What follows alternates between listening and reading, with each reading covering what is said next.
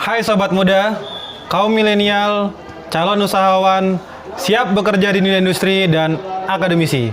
Selamat datang di Obras, obrolan santai seputar sekolah SMK Negeri 4 Kepahyang, Pusat Keunggulan.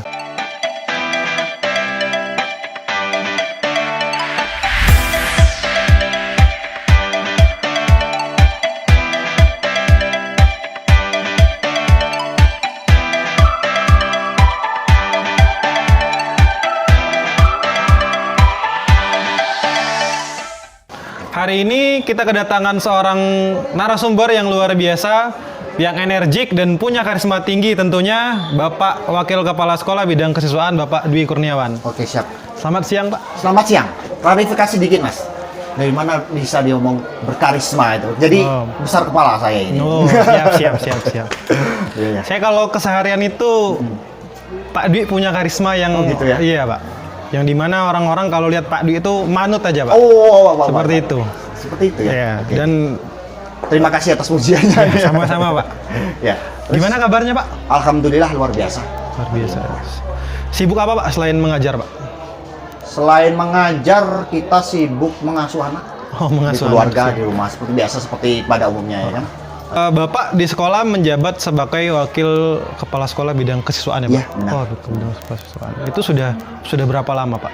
Untuk Bapak menjabat membantu kepala sekolah ya, membantu kepala sekolah ya, membantu kepala sekolah di bagian kesiswaan itu mulai tahun ajaran 2021-2022. Jadi baru sekitar 6 bulan ya, kurang lebih 6 bulan Desember ini. Oh, berarti baru ya, Pak ya? Masih unyu-unyu kalau orang ngomong tuh kan, masih unyu-unyu dalam arti ini sebenarnya apa ya, sedikit curhat ya kan, bahwasanya pada saat kita tahu sendiri bahwasanya saya baru masuk gabung di SMK 4 Kepahyang ini di tahun 2014 2014 di ya. sini. Jadi baru sekitar 6 tahun 7 tahun ya kan, bisa diibaratkan orang baru lah, padahal di situ senior banyak. Nah pada saat itu tahun awal mulai perpindahan tahun ajaran baru ya kan, di bulan Juni kita perpindahan ajaran baru. Di bulan-bulan awal mau perpindahan baru, kepala sekolah tuh ibaratnya minta tolong pada saya ya kan, untuk membantu beliau membantu di bagian kesiswaan. Oh iya. Ini merupakan sebuah tanggung jawab yang amanah yang berat bagi saya, di mana kita dituntut untuk di bagian kesiswaan mengontrol siswa sekitar 800-an siswa kita. Oh, luar biasa banyak, Pak ya. Sekitar 800-an. Di situ kita diminta mengontrol. Tapi itu tadi prinsip pribadi saya dalam terkait dengan jabatan ya, mohon maaf jabatan, artinya tugas tambahan bukan jabatan. Prinsip pribadi saya, insya Allah saya pegang dari dulu, jangan kita meminta jabatan. Kalau kita dimintai tolong terkait dengan membantu seseorang, kita siap. Tapi insya Allah saya mencoba untuk tidak meminta jabatan. Karena itulah tadi, jabatan atau tugas tambahan itu merupakan suatu amanah. Jadi kalau kita memang belum siap, nanti resikonya besar gitu kan. Itu sih pribadi saya seperti itu. Pak Dwi 6 bulan menjadi wakil kesiswaan. Benar. Sebelum itu, Pak? Sebelum Bapak di kesiswaan, Bapak itu sedikit aneh juga ya kan. Pertama kali masuk 2014, di mana saya belum pernah ngajar, waktu itu, langsung diminta menjadi guru, langsung ditunjuk oleh kepala sekolah pada saat itu untuk menjadi ketua program keahlian teknik otomotif. Wow, jadi luar biasa, serba langsung aja gitu. Seperti itu. Jadi sebelum jadi kesiswaan 2014 saya langsung ditunjuk dari ketua jurusan teknik otomotif yang membawahi teknik bisnis sepeda motor dan ini kendaraan ringan otomotif. Oh, berarti 2014 itu adalah waktu pertama Bapak masuk ke SMK? Kepahyang, iya. Kepahyang baru di 2014. Sebelum itu, Pak? Sebelum itu, oke. Mungkin cerita sedikit. Bapak dulu sebelum itu ada 2 tahun. Bapak merantau ya. Di sini Bapak merantau, kita merantau di sini. Ibaratnya di sini itu nyasar. Dalam arti bener-bener pindah gitu, nggak ada sanak saudara, kecuali dari saudara istri ya, karena istri bener-bener orang Kepahyang. Nah, berkenaan dengan jabatan Bapak ya, selaku wakil kepala sekolah bidang kesiswaan, siap. Apa saja yang sudah dilakukan, Pak? Bukan jabatan ya, tugas tambahan. Tugas tambahan, siap. Programnya ya. Jadi terkait dengan program, karena Bapak juga masih baru di sini kan. program yang paling utama dari pedoman pribadi saya adalah membentuk karakter anak. Membentuk karakter. Kedisiplinan, karakter, sopan santun. Karena apa? Luar biasa anak-anak kita butuh perhatian, butuh perlakuan yang luar biasa. Usaha apa yang udah dilakukan Pak untuk membentuk usaha. Yang pertama dalam hal kedisiplinan ya. Kedisiplinan kita mulai terapkan untuk jam masuk yang jelas, yang gampang kita ini kan, yang gampang kita aplikasikan. Jam masuk tuh udah kita mulai 7:30, udah kita berusaha untuk gerbang itu digembok. Udah nggak ada lagi alasan untuk telat. Itu yang pertama. Untuk kedisiplinan sih. Terus yang kedua terkait dengan karakter sopan santun ya. Karakter sopan santun ya mungkin kalau pendapat saya pribadi, kalau kita mau nyuruh orang berubah,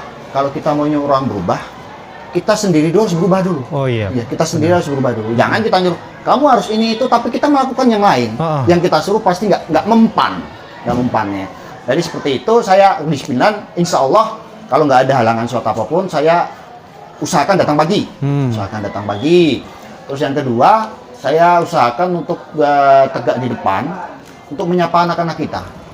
Menyapa anak, cuman kata selamat pagi aja, cukup selamat pagi. Jadi sekitar tiap pagi, insya Allah saya berusaha untuk menyapa anak kita. Dan itu berpengaruh, Pak? Pada saat awal, mungkin cerita juga sih. Pada saat awal Bapak menjabat wakil kesiswaan, Bapak tegak di depan gerbang ya kan, menyapa anak-anak. Hampir tidak ada anak yang membalas sapaan Bapak. Selamat pagi, diam yang ngomong. Terus. Tapi ya kita kan mau berusaha untuk merubah kan, dengan bismillah kita konsisten insya Allah. Dan sekarang mungkin di bulan sekitar udah berjalan sekarang, mungkin ada anak-anak yang belum saya nyapa, mereka udah nyapa duluan. Oh iya. Tapi memang belum signifikan memang, tapi perubahan itu ada. Artinya bentuk kepribadian yang sudah dicanangkan oleh Pak Dwi itu sudah mulai berjalan ya Pak? Walaupun belum seutuhnya. Belum seutuhnya dan belum seberapa. Kalau cuma sebatas salam, itu sepele sih. Tapi harus dimulai dari situ. Harus dimulai dari situ. Dan kedisiplinan. Artinya kata kuncinya adalah kedisiplinan dan membentuk kepribadian ya Pak? Dan kita memberi contoh. Itu yang paling mudah kita nyuruh orang. Paling mudah. Kita beri contoh dulu. Ya. Oke. Ngopi dulu Pak. Oh silakan. Oh ya, kopi Kepahyang. Oke, boleh kita cicip ini. Ada yang mensponsori Pak, salah satu dewan guru kita Pak. Karena kan kita kan sekeliling sekolah kita kan kebun kopi ya kan, Kepahyang kan kota kopi. Wajib ini harus ada kopi Kepahyang. Iya. Dan banyak juga Pak dari dewan guru kita ini yang berwirausaha Pak. Oh iya. Ini salah satu bentuk dari wirausaha itu Pak. Luar biasa. Insya Allah bisa menjadi panutan bagi siswa-siswa kita ya kan. Nggak hanya di jurusan itu doang, kita kerjaan banyak. Harus butuh orang kreatif ya kan. Apalagi sekolah kita itu apa Pak? BMW benar, bekerja, melanjutkan atau berwirausaha. Oh iya. Artinya pas lah ya Pak ya. Oke. Pas mantap. Nah, sekolah kita ini disebut sekolah pusat keunggulan Pak. Benar. Nah, apa itu maksudnya Pak? Pusat keunggulan ya. Oke. Pusat keunggulan atau Center of Excellence, ya kan? Itu program dari pendidikan Dirjen Vokasi, di Kementerian Pendidikan Kebudayaan, Dirjen Vokasi ada program namanya Center of Excellence. Nah, pusat keunggulan dari kata-kata itu sudah jelas ya.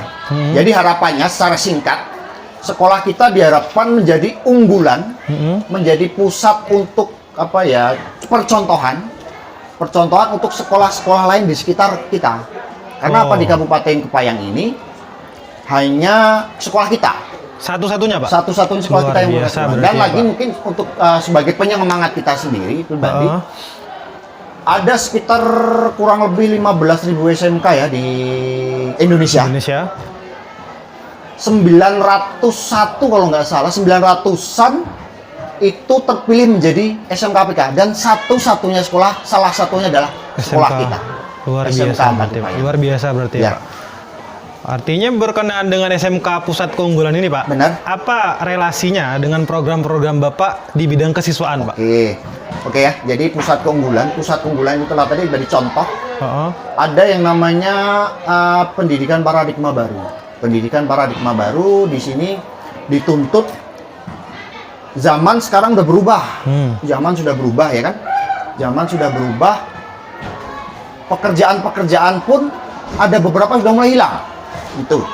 Pekerjaan ada yang mulai hilang. Contoh, kalau zaman Bapak kecil dulu ada yang namanya kantor Pak Pos, ya kan Pak Kantor Pos. pos, ya. Dia keliling setiap pagi bawa motor warna oranye tuh keliling menyebar surat. Sekarang pekerjaan itu nggak ada lagi. Contoh lain yang gampang terkait dengan apa namanya di jalan tol. Di jalan tol waktu dulu kita pembayaran ada orang, ada petugas di situ kan. Apa namanya? Tunai ya, kita, Pak ya? Tunai. Ah. Sekarang otomatis semuanya. Oh iya. Jadi ibaratkan udah berapa ribu orang itu hilang pekerjaannya kan. Nah di tahun ini, mulai tahun sekarang akhir-akhir ini dituntut pekerjaan tuh nggak harus yang tidak terbatas ruang dan waktu. Nah, itulah keterampil, inovatif, kreatif. Itulah salah satu output yang diinginkan dari pusat keunggulan. Pusat keunggulan tujuannya itu. Terampil, kreatif, dan inovatif. Nah, jadi nggak harus yang harus otomotif ya harus kerja otomotif, enggak, kan Nah, banyak. oh iya. Karena dia di paradigma baru itu belajar, merdeka belajar namanya, istilahnya merdeka belajar, dituntut untuk apa namanya berprestasi sesuai dengan bakat minatnya masing-masing, minat peserta didik masing-masing. Kita sebagai guru cuma sebatas dorong aja. Garis besarnya dibebaskan ya, Pak? Tapi tetap dalam ya, koridor. tetap dalam koridor ya kan, tetap dalam. Dia mau jadi musisi kan nggak perlu matematika tuh. Dia mau jadi mau jadi YouTuber nggak perlu dia apa namanya matematika nilai 9 kan nggak perlu. Oh iya, iya. Kan nggak perlu. Dari situ sih apa pemikiran paradigma baru dituntut. SMKPK jadinya seperti itu terkait dengan kesiswaan kita tadi. Oh iya. Nah, dalam menjalankan program, Pak, itu ada program yang berhasil atau ada program yang belum berhasil. Oh, gitu ya. Nah, ya Pak ya. Nah, dalam menjalankan program ini, Pak, apa aja kendala yang dihadapi oleh kendala ya. selaku kakak kesiswaan, ya, Pak? Kita fokus SMK Pusat Keunggulan. SMK Pusat Keunggulan ini di bagian kesiswaan, salah satunya adalah membentuk karakter siswa. Ya. Karakter siswa di situ berbasis profil pelajar Pancasila. Ada gotong royong dan sebagainya, ya kan? Nah, yang pertama keberhasilan ya. Keberhasilan belum ya. Setelah tadi Bapak ngomong tadi di awal-awal tadi untuk membentuk karakter kedisiplinan belum berhasil. Bapak masih jauh dari kata berhasil itu. Masih sangat jauh. Tapi tetap insya Allah kita tetap berusaha tahap demi tahap untuk menjalankan tujuan kita. Nah, terus kendala ya. Cerita sedikit juga dan mohon maaf bukan berarti untuk membanding-bandingkan ya kan. Karena setiap kondisi wilayah itu berbeda-beda. Peran dari orang tua dalam pembentukan karakter siswa itu sebenarnya sangat besar. Sangat penting ya, Pak. Ya, jadi dibutuhkan di situ kesadaran orang tua. Paling tidak sebatasnya sih sebenarnya. Anak pulang sekolah, halo nak, udah pulang sekolah tadi apa sih? Apa tadi kegiatan di sekolah ngapain sih? Berapa belajar apa aja? Itu sudah sebagai psikologis anak luar biasa itu. Dianggap oh berarti orang tuanya aku nih memperhatikan aku di sekolah. Nah, Bapak lihat yang tidak semuanya kurang perhatian dari orang tua. Jadi anak itu sebatas sudah sekolah, pulang habis itu main lagi. Nah, itulah karakter yang harus kita tekankan, tanamkan kesadaran sama-sama membimbing anak itu bukan hanya tugas dari sekolah, tugas dari orang tua juga, lingkungan belajar juga itu masih perlu peningkatan lagi. Artinya ada sinkronisasi dari Dewan Guru wajib itu.